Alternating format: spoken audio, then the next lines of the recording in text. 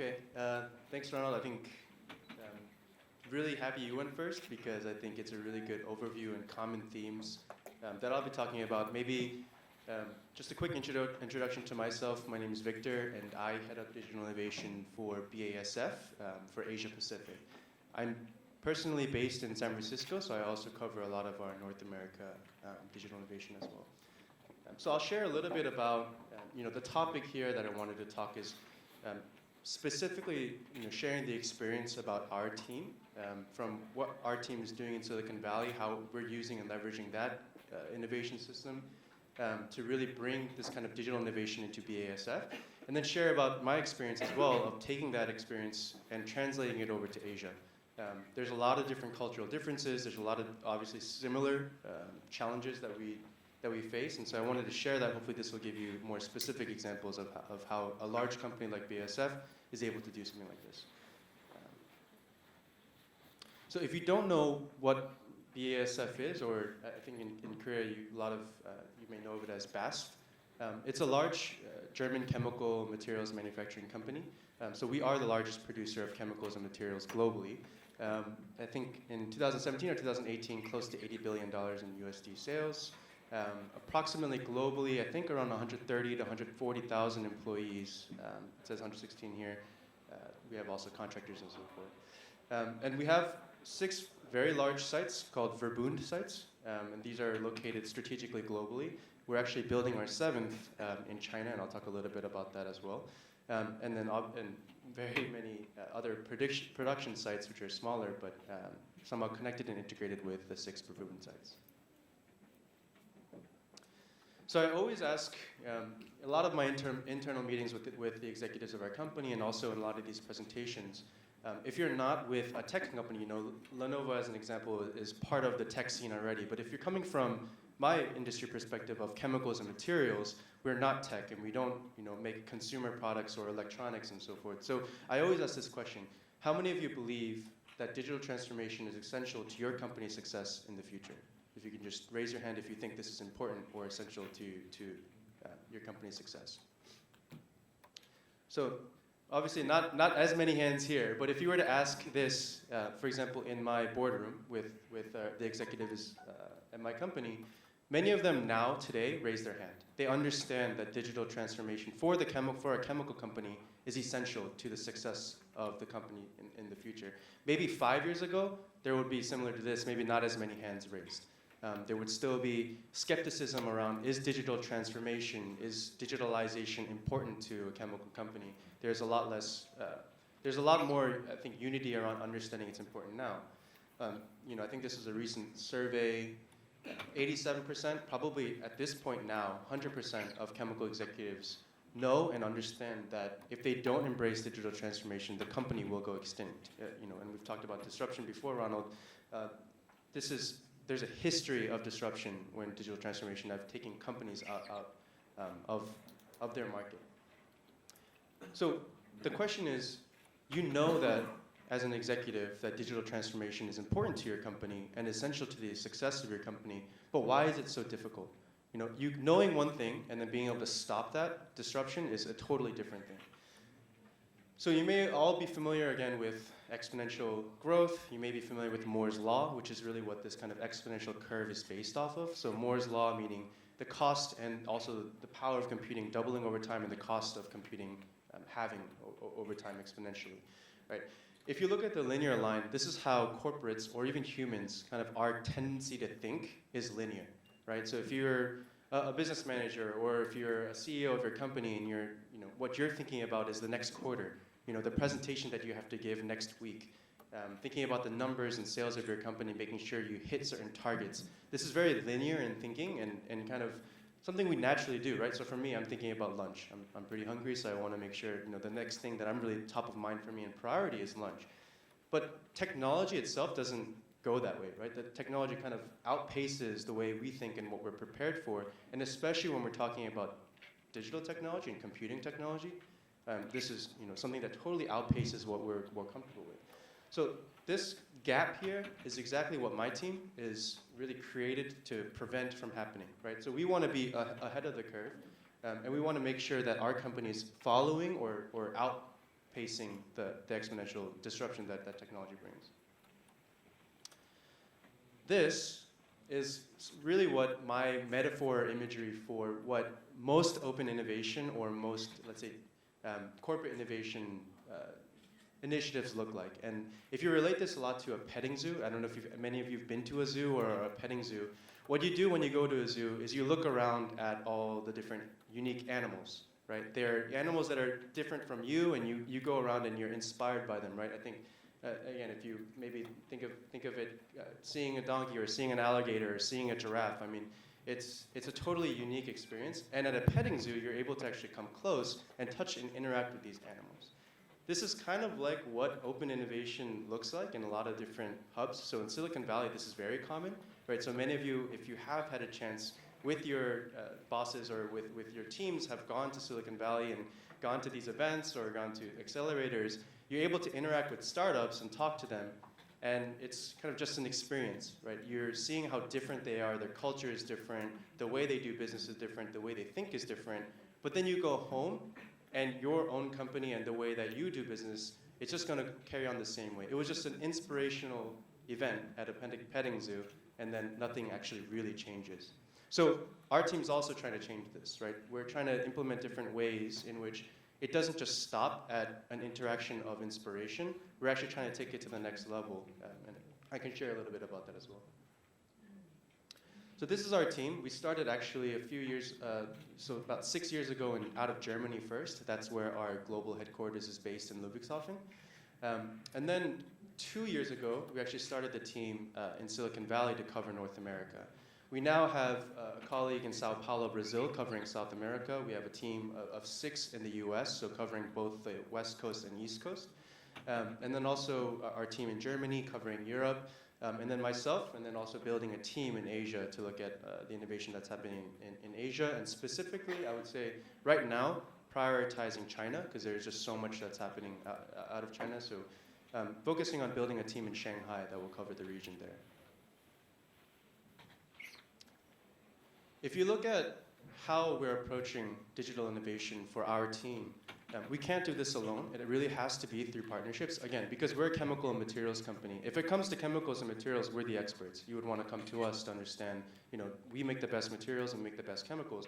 But if you're talking about developing a blockchain solution for supply chain and logistics, or developing AI models for predicting materials discovery and so forth, that's not our expertise, and so we have to leverage the expertise of partners in each of these different regions. It's important that I show this kind of map of this because you can't have just one partner represent all of global. We find it really important to have our dedicated teams in each of these different regions working with the local experts in that region. And I think each region has their own expert. And it's important to identify that and find the right corporate accelerator or corporate partnerships for each different location. A good example I like to use is, for example, in the US, Ronald coming from the East Coast and from Boston, if you compare that to Silicon Valley, if you compare that to Texas, if you compare it to Chicago, every even local region within the US is so different. The culture is totally different. The way that you do business is totally different. So you have to understand that, and you have to have your partners in the right places to understand and know how to leverage that. Again, I mentioned before that we're focusing a lot on China expansion right now. I mean, there's so much investment, so much money and cash flow, obviously being a huge factor for the amount of tremendous growth that's happening there in China. But we want to make sure that we're on top of that early, so building a team there. We have a lot of actual manufacturing and production facilities. China is actually our biggest production for BASF in Asia. But we don't really have yet the right infrastructure or teams necessary there for digital innovation or digital transformation, so we're working on that. One of the largest, actually the largest investment for BASF historically is this $10 billion in investment planned for China to build out our new or 7th Verbund site. So this actually is a huge plan for us. When we're building this greenfield production facility, also thinking about the manufacturing capabilities there, we're thinking about building it as a smart facility from the start. So it will be an integrated and smart facility, almost like a smart production site, along with the warehousing, along with the supply chain logistics associated with that. Whereas the other sites that we have to actually retrofit them because they're already kind of built. So our team's mission, and really what we're trying to do is, I showed you the exponential curve before and the gap that we're trying to avoid from happening. What we try to do, and we remind ourselves and do every day, is we empower our internal business partners to think, and not only just think, but act exponentially by providing them with the resources necessary to experiment with those making the future. So those that are making the future, those are, mainly who we interact with, will be the startups, universities. Many of you may be here. Many of those downstairs in the exhibition hall. Corporates really don't traditionally have a good structure or a good process of working with startups. And Ronald, I think, was also really good to show that process before of the POC pipeline or funnel. It's a very, very bulky process that usually corporates have that's really inefficient, and it just doesn't work for a startup. For example, if I'm going to work with a startup here and I talk to you and I say, I want to do a project with you, but then it takes me 3 months to get back to you with a legal review, with procurement, with RFP, in 3 months your company may be gone, right? So it's a totally not the same timeline that you work and I work. So this is something that, again, our team has totally revamped in BASF because BASF didn't really understand this or have this before. The main way that we do this in terms of acting exponentially is what it's very similar to a POC, or you might have heard it as an MVP, minimal viable product, or prototype, or pilot project. We call them POVs, proof of value, and it's a nuance. It's a very slight difference, but we're intentional about calling it a POV because what we're trying to prove is not, and through these projects, is not simply that a technology is possible or that a technology is conceptually feasible. What we're trying to show is that not AI works, and everyone knows that. It's to show that AI can bring value to our business, and AI can actually change the way that our business might function 10, 20, 30 years from now. So what we're trying to prove is the value of the technology, not just that a technology is possible. This is, again, it sounds very, very easy, but for a corporate, this is a very important distinction to make. So for us, what we try to do with these POVs is actually we have our own funding and we have our own budget as my team being able to use that really easily. So there's no approval process that I need to go sign 10 different signatures from somewhere randomly to make sure I can approve a $50,000 project. This is really easy to use and execute, and I have the budget to do that. So it's not going to a business partner, let's say our Catalyst research group. They're scientists and they have their own budget. But if they really wanted to learn about AI or quantum computing, and we said, here's a really cool company that I found, and we want to work together on a project with them, and you, as the Catalyst group, have to then sponsor the project, it almost will never happen, right? So we want to come with the funding and make sure that we have an easy process to be able to interact and quickly get these projects started. Not 3 months to get it started, but really within 3 days to get it started. And then the project itself can be what it's all about. So it may be 3 months, 6 months, all the way up to a year is our max, our cutoff. So just again, this is if you're about numbers and if you're a metrics person, I have this in here because many corporates or many people are metrics people. We tend not to be in terms of our team. But just to give an example, so our team is not a very large team globally, right? We may have 20 people globally. For a very large company, right? So we're almost like a specialist task force team positioned in each region, but we're doing a lot of different projects in each of those regions. So something like close to 50 to 100 projects that we've done last year, which is I think a big number for us because we're able to get these projects started really quickly. Typical duration is under 5 months, and we're funding these projects and working out of the 12 different operating divisions that we have at BASF, 10, I think at this point probably all 12 operating divisions were engaged. If you are in innovation, is anyone here from a large company in open innovation? Can you raise your hand if you're, so I know Ronald is I see a few hands. You probably have been asked by your executives, what's your KPI for innovation, right? And maybe some of you, if the rest of you are in startups, then maybe a corporate has, you've been interacting with them and they needed some sort of KPI or ROI for a pilot project. That's totally ridiculous, right? You can't have a true KPI or ROI expected for most these kinds of pilot projects or POVs. So we designed kind of a different metric score to satisfy these people who need some sort of metric. And it's really based around the Net Promoter Score. If you're familiar with that, it's trying to understand customer engagement and kind of give a metric or quantitative value around customer engagement. And so we use that for our projects with internal business partners. So our NPS score is just a measure out of 10 of how satisfied or how much value our customers within BASF were able to get out of our team. So, I mean, it's obviously very high, and it's a good thing for us and to satisfy people who need some sort of number. There's a lot of different teams that are focused on innovation within BASF. And for my team, when we're looking at digital innovation, it means, and I'm very, very specific and passionate about this, it means the future for BASF. So I'm not thinking about, for example, many of you may know DocuSign is like a PDF or electronic way of doing a signature. Or Salesforce is a nice example of CRMs, and that is digitalization because it's a good tool. These are all, I think, simple and a little bit more like digitalization. What I'm looking at is digital transformation, right? So truly disruption, truly thinking about big impact, things that may not be possible right now, for example, quantum computing, we're getting close, and I think there's a lot of companies investing both in the hardware and there's a lot of companies developing the software for it. But what you're truly able to do with quantum computing right now is limited. What you might be able to do with it in 5 years, I mean, that's what's revolutionary, and we want to make sure we're ahead of that in understanding how to use quantum computing. Blockchain is another good example. Are we truly at the point where blockchain is mature enough to handle all of our stuff at scale? Not yet. But I think it's something that's on the horizon, and therefore we're looking at that. So we're focusing on these kinds of high-impact transformational technologies for our team and working with the startups that actually are developing and moving this technology. A couple of different ways that we work is not just through the pilot projects. So POVs, I think, is a great way to get business partners understanding a little bit about technologies.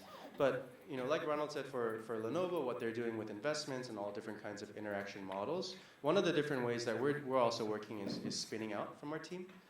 And so this is one example from our team, actually. One of my colleagues, who's been with BASF maybe 10 years, he actually was working on a project with one of the different startups in Silicon Valley, also with another actual corporate partner. So Trimac is North America's largest shipping freight company. While we were working on this POV, Mark, which is my colleague there, he found that there was a unique opportunity on the market for a bulk freight shipping marketplace, right? So a place where you can almost like Uber for freight. There was an opportunity for them during the pilot project to actually spin out a company. And so this also is not really typical of I'll say for BASF, and speak only for my company, for a large corporate, it's very difficult to do a spin out. Right? It takes a lot of different legal due diligence. It takes a lot of approvals from very senior people. We were able to do this very quickly within just our team and spin out working together with 3 different parties. So this is, again, a lot of different ways that you should be thinking about digital innovation for your group. It's not just projects and then making that go at scale. It's thinking about different ways of working with startups. Another one is investing in that. So we at BASF actually have a venture capital group, so it's BASF Venture Capital. They are a separate legal entity, but they are actually focused on investing in different companies and technologies. Traditionally, BASF Venture Capital focuses obviously on the chemicals and materials space, but more recently, we've been helping them look at investments, especially in tech. And our team has been doing a lot of different things. They typically focus, if you're familiar with venture capital, more on Series B, maybe late Series A. So you're thinking about companies that have already established a product and thinking about growth phase. What we wanted to do is get earlier in the cycle of investment and focus on seed. So Series A, maybe pre-Series A or seed investments that we wanted to focus on, because there's a lot more opportunity there, especially within tech, to get early within a company and obviously have huge financial return on that, along with the strategic benefits of establishing that relationship early on. So we've done very similar things, working together with our VC group to do these investments. So this is something that we're actively looking at doing much more of, not just in the US, but in different regions as well. So this will be the last slide to wrap it up, and then I can open it up for questions, probably about 5-10 minutes of questions, and then you can go eat. the three, let's say, core, I'd say, messages that I've experienced, at least for our team, are these. And maybe I'll go through them one by one, so it's a little bit easier to focus on. So I mentioned before, 3 months to a startup, again, is life or death. It's pretty much, if you have 3 months of ramp time, if you've been in a startup, it's pretty much, I mean, you're strapped for cash. 3 months, you can, die. I have an example of a company I was working with in Silicon Valley. The rent is really expensive in Silicon Valley, so the startup was actually living on a boat. And that's a really, really crappy place to be living inside a boat in Silicon Valley. So to them, I mean, cash is everything and time is everything, right? So for a large company, 3 months is absolutely nothing. People go on vacation for 3 months and nothing changes. So you need to change, not just tweaking the way that your process works, but totally changing it, right? You have to totally abandon what your tradition and what your current culture is. You have to have teams that are not afraid to totally break that. Oops. This is super important. It's really, really pragmatic and practical, but it's often missed in a lot of innovation teams that I've met in the industry. You need to have risk capital. So this means each team that's an innovation team should have their own budget. If you don't have your own budget, then get one, because otherwise you're going to be stuck doing months or weeks of trying to get approval for different projects. If you yourself don't have a budget to be able to do these projects and do them quickly, then you're not really set up the correct way, and you need to probably go back to the first bullet. And then the final one, this is also a little bit of a more process thing, but there are stages of innovation. So there's obviously the earlier stage, which is what I'm focused on, which is thinking about getting a concept to the point of being able to prove value. And then there's other innovation where you really have to be focused on implementation, right? So if I gave the example of Salesforce or I gave the examples of DocuSign, these are very important to most companies.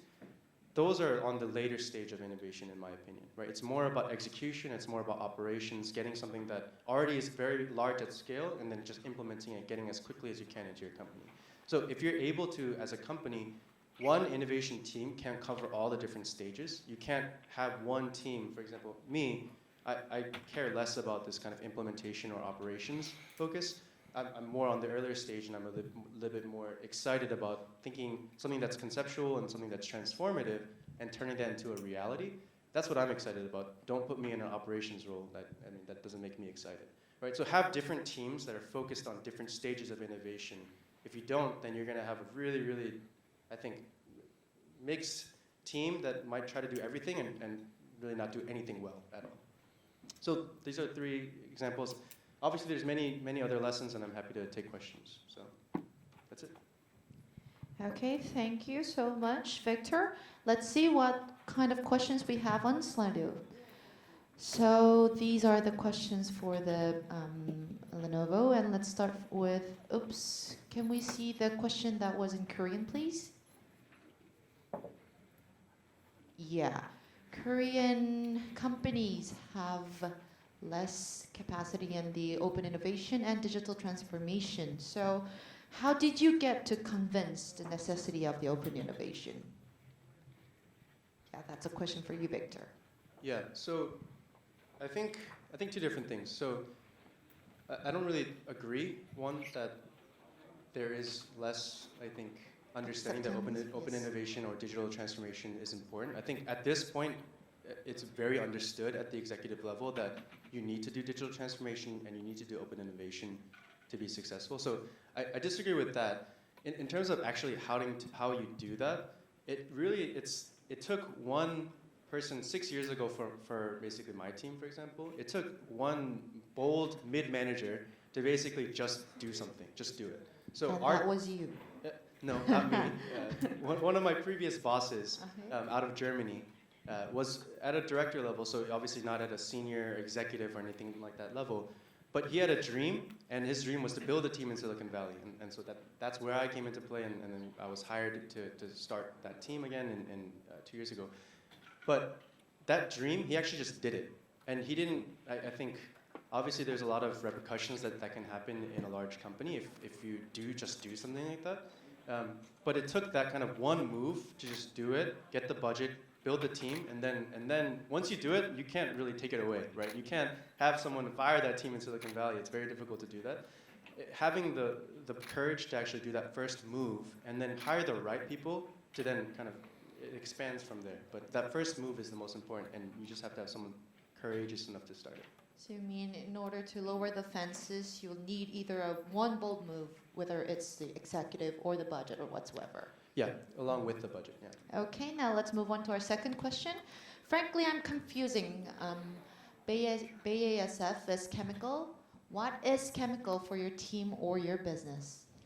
Yeah, so again, for a chemicals and materials company, going and looking at tech it might not seem like a totally right connection from the start.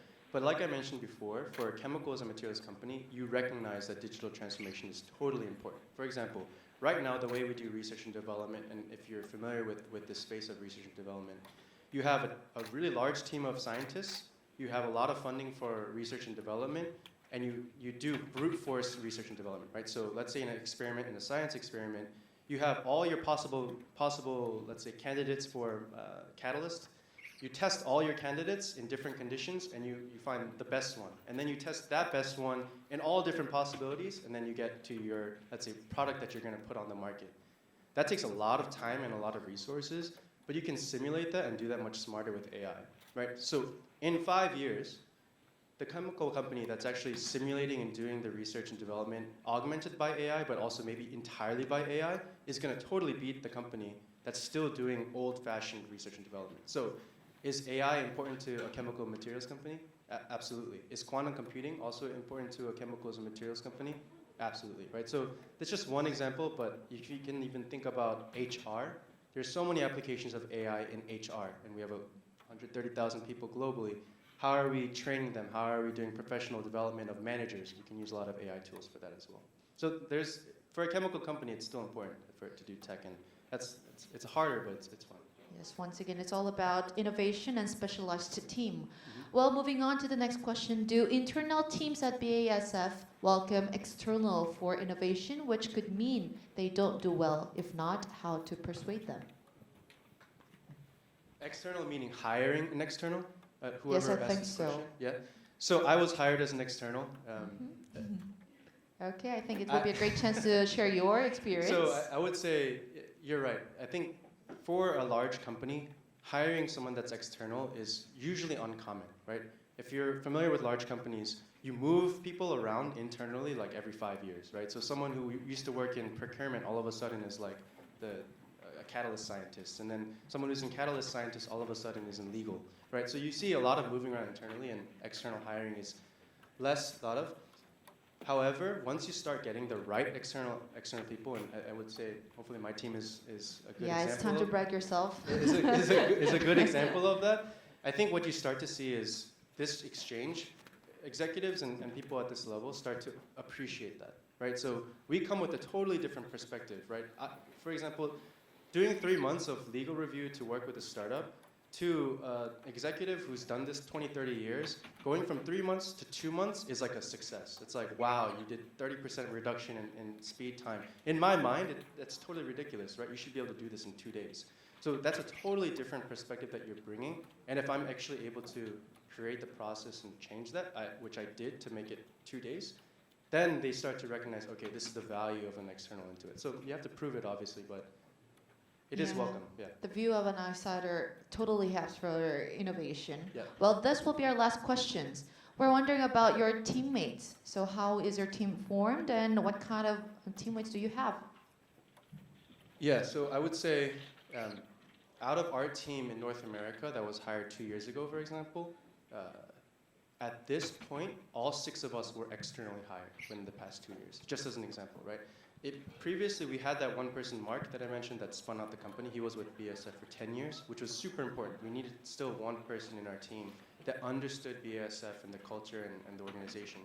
The type of team that we have and the type of employees that we have typically aren't experts in one area, right? So we don't hire a computer scientist, or we don't hire someone who's developed blockchain or cryptocurrency in the past. We hire people who are actually able to understand the technology, or people who've worked in these types of startups before, and they're able to, I think communication is the biggest thing, being able to understand how to create projects, how to communicate between internal BASF and external startup. It's a very difficult thing to do. But being able to communicate the value that these technologies can bring and then being able to actually do that. So do the projects and execution. So the type of people that we bring in, not necessarily the technology experts per se, but more so people who are able to communicate well, able to manage really well, and I think the biggest thing probably you're familiar with is being passionate about a particular area. So I'm passionate about AI, my colleagues passionate about blockchain, then they'll do blockchain projects within BASF and do it much more successfully. Okay. Well, Thanks. thank you, Victor. I think that will be all for the session. Please give a big hand to Victor for sharing us on BASF.